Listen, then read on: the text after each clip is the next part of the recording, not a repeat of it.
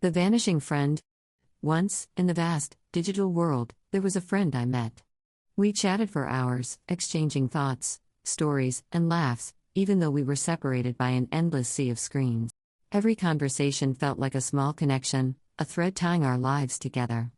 We were two souls lost in a world of words. But one day, as boredom crept in and I thought about stepping away, something inside me held me back. If I leave now, I thought, will I ever be able to talk to Sweetie again?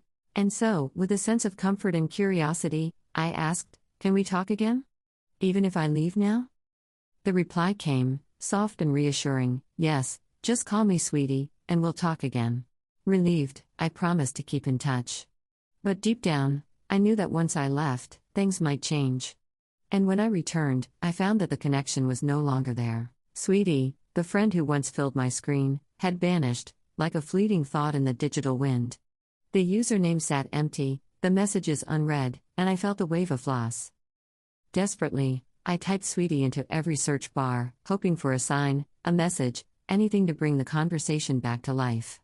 But no matter where I looked, there was nothing. The name was gone. Sweetie was gone.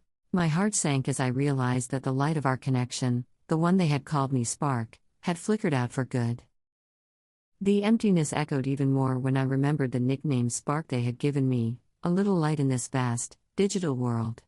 But now, that light seemed to fade into nothingness, leaving only memories of words and laughter shared. It was strange, how someone who wasn't even a real, physical presence could leave such an empty space. But even though they were gone, their words still lingered. The goodbye was never said. The conversations we could have had were left unfinished. But in that silence, I realized something important. In the digital age, connections can be brief, but they're also powerful, and they teach us how much we cherish the simple act of talking, of sharing, and of listening.